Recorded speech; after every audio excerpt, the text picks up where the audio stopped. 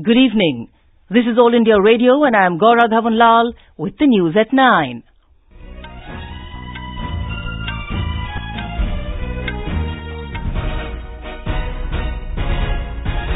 The headlines. Prime Minister Narendra Modi says ordinance for construction of Ram Temple at Ayodhya is possible after legal process is complete.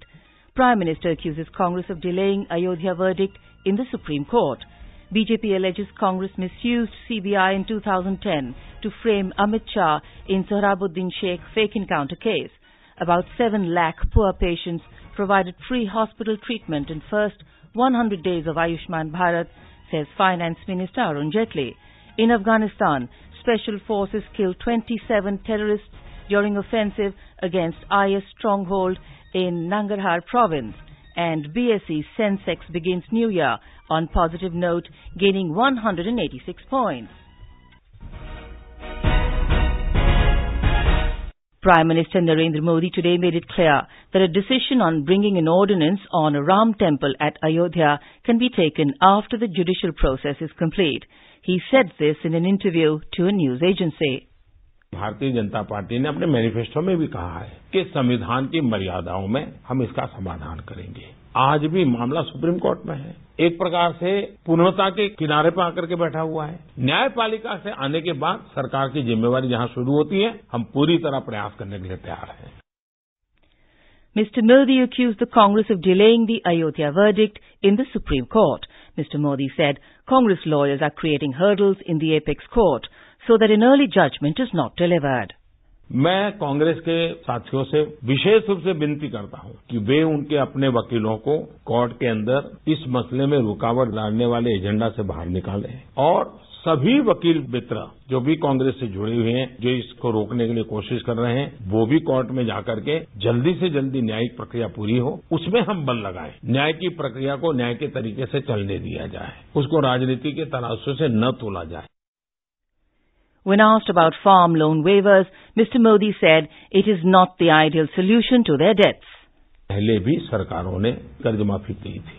बार बार कर्ज माफी करने के बाद भी ऐसी क्या कमी है व्यवस्था में कि किसान कर्जदार बन जाता है? तो उपाय ये है कि किसान को मजबूत बनाना, एम्पावर करना, बीज से लेकर बाजार तक सारी व्यवस्थाओं को सुविधा देना। हमें ये स्थिति बनानी चाहिए कि उसको कर्ज हो नहीं। The Prime Minister said his government is making sincere efforts to improve the lives of farmers. He enumerated steps like soil health cards, better quality and cheap seeds, and a hike in MSP on 22 crops to benefit farmers. He said the government is also taking steps to provide farmers with facilities such as cold storage, warehousing, and value chain addition so that they get the most of their yield. The Prime Minister also talked about measures to benefit middle-class people. He said his government has brought inflation down to about 2%, unveiled the Auyshman Bharat, Mudra Yojana, Udan and startup schemes for the convenience of the middle class.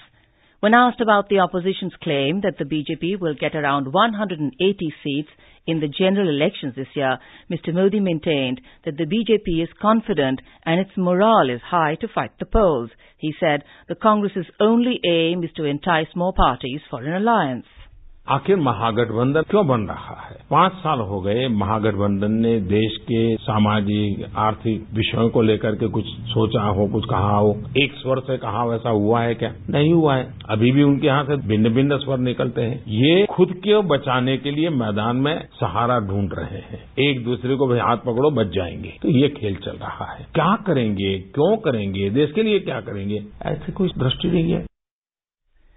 On Rafale, the Prime Minister said he has already made a statement on the issue in Parliament and the Supreme Court has also given its verdict. On economic offenders Nirav Modi, Vijay Mallya and Mehul Choksi, Mr. Modi said they fled the country fearing the tough policy of the government. He said they will have to face the law as the government is taking steps, both legal and through diplomatic channels, to bring them back to the country. On the Gandhi family facing court cases, the Prime Minister said those considered first family and ran the country for 4 generations are out on bail for financial irregularities, which is a big thing. On the Augusta Westland chopper deal, middleman Christian Michel, Mr. Modi said it is worrying that a Congress worker turned up to be his lawyer. He said the ongoing investigation will bring out the truth in the matter. When asked about demonetization, Mr. Modi said it was a measure to put an end to a parallel economy which was damaging the country's progress. On GST, the Prime Minister said it has simplified the tax system. He said the government has lowered tax on 1,200 items to benefit the common man. Speaking on the surgical strikes by Indian troops on terror launch pads across the LOC in 2016, Mr. Modi said it was a big risk, but carried out for the sake of the country. He said the date for the strikes was changed twice. The Prime Minister said it was unfortunate that the opposition questioned the surgical strikes. Mr. Modi said he was anxious all the time the troops remained across the LOC, adding that he had asked that the troops return before sunrise. On Pakistan, the Prime Minister said, irrespective of the government in India, New Delhi never opposed dialogue with Islamabad. He, however, said talks cannot happen if terror from Pakistan continues. On the Doklam standoff with China, despite meetings with President Xi Jinping, Mr. Modi said India should be judged on the basis of its response. He said nothing has happened with India that can be considered as deceit. The Prime Minister's New Delhi principled position has been that it wants friendly relations with its neighbours. The Prime Minister called for fruitful discussions in Parliament on important matters. He said every member should respect the sanctity of Parliament, as it is the forum for debate and discussion. The BJP has termed Prime Minister Narendra Modi's interview as comprehensive and candid, saying he has spoken on a wide range of issues. Party spokesperson Nalin Kohli said the interview completely demolished what he called the motivated agenda of opposition parties and vested interests to malign the government. On the other hand, Congress spokesperson Randeep Surjewala described the interview as bereft of ground reality and full of rhetoric. The BJP today alleged that the Congress party misused the CBI in 2010 to frame BJP leader and the then Gujarat Minister Amit Shah in the Sohrabuddin Sheikh fake encounter case. Briefing reporters in New Delhi, Union Minister and party leader Smriti Irani said that Mr. Shah had been cleared by the court in the case, and the court had said that there is no evidence against him. Congress की मंशा थी राजनीतिक प्रपंच करना, प्रशासनिक साधनों का दुरुपयोग करना और कांग्रेस इस षड्यंत्र में किस कदर लिप्त थी, उसका एक उदाहरण और प्रस्तुत हुआ जब अमित शाह की इस रेगुलर बेल की अपील पर न्यायाधीश के जजमेंट के बाद हमने देखा कि एक के बाद एक कांग्रेस ने न्यायालय में और न्यायालय के बाहर अमित शाह के खिलाफ बार-बार प्रहार किया. A special CBI judge had on the 22nd of last month acquitted all the accused in the encounter of Sohrabuddin Sheikh. This is All India Radio giving you the news. For quick news updates round the clock, follow us on our Twitter handle @AIR News Alerts. You can also log onto our website newsonair.nic.in. Finance Minister Arun Jaitley said today that 6,85,000 poor patients have been provided free hospital treatment in the first 100 days of the launch of Auyshman Bharat. In his Facebook post, Mr. Jaitley termed the scheme a game-changer in healthcare. He further said, on an average, 5,000 claims are being settled every day. Mr. Jaitley said, once awareness of the scheme increases, it is expected that in the next few years, almost 1 crore plus families will be benefited each year. In September, Prime Minister Narendra Modi had launched the Auyshman Bharat Pradhan Mantri Jan Arogya Yojana, which aims at providing a cover of 5 lakh rupees per family annually, benefiting more than over 10 crore poor families. In Kerala, women from all walks of life lined up for the Women Wall organised in the state today evening, demanding gender equality and justice for all. The Women Wall was organised by the Renaissance Values Safeguarding Committee and the state government. More from our correspondent.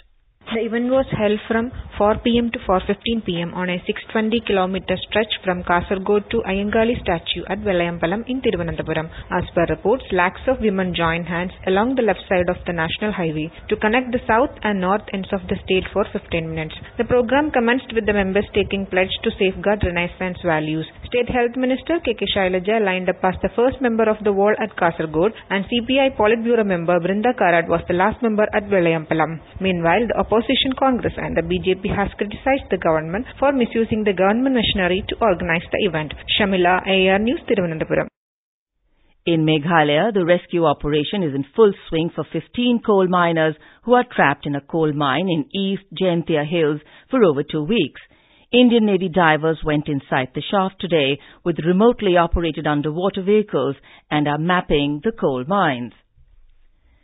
The Indian equity market today started the new year on a positive note on account of a banking stocks rally following the Reserve Bank's comments that the banking sector is on a recovery path. The rupee also strengthened against the dollar. A report. Sensex at the Bombay Stock Exchange ended 186 points up at 36,255. Nifty at the National Stock Exchange also added 48 points to settle at 10,910. Rupee also strengthened 33 paise to close at 69 rupees 44 paise against the dollar. Gold prices today rose by 200 rupees to 32,470 rupees per 10 grams at the Delhi bullion market. In line with the gold, silver also gained 150 rupees to 39,250 rupees per kilogram. Lalema Aneja Dang with Sanjeev Kumar Singh, AIR News. Veteran actor-writer Kader Khan passed away in Canada yesterday at the age of 81. His son Sarfaraz confirmed the sad demise. Kader Khan made his acting debut in 1973 with Rajesh Khanna's Daag and is featured in over 300 films. He wrote dialogue for over 250 movies. Before becoming an actor, he had written dialogues for Randhir Kapoor, Jaya Bachchan's Jawani Diwani. President Ramnath Kovind and Prime Minister Narendra Modi have expressed their grief over the death of veteran actor and dialogue writer Kader Khan. In Telangana, Panchayat elections will be held in 3 phases on the 21st, 25th and the 30th of this month.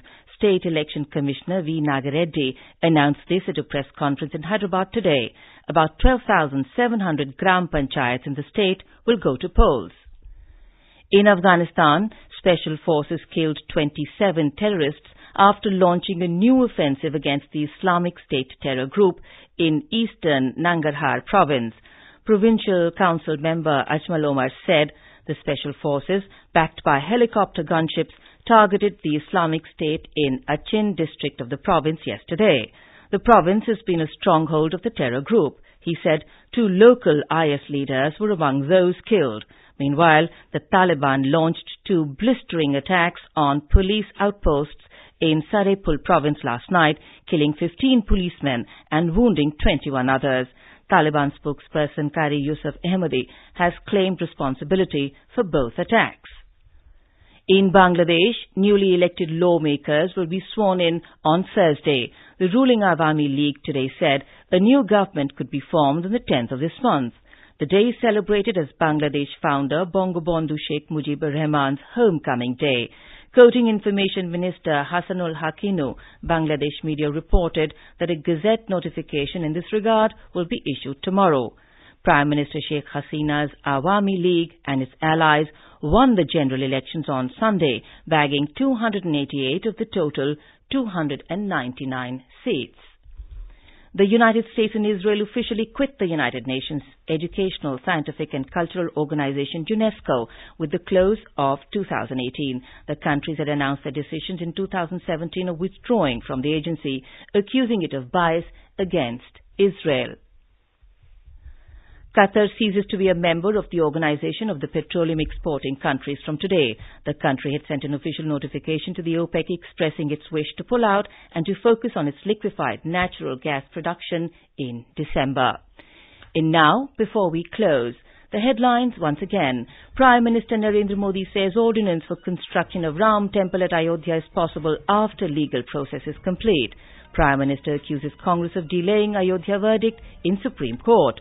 BJP alleges Congress misused CBI in 2010 to frame Amit Shah in Sohrabuddin Sheikh fake encounter case.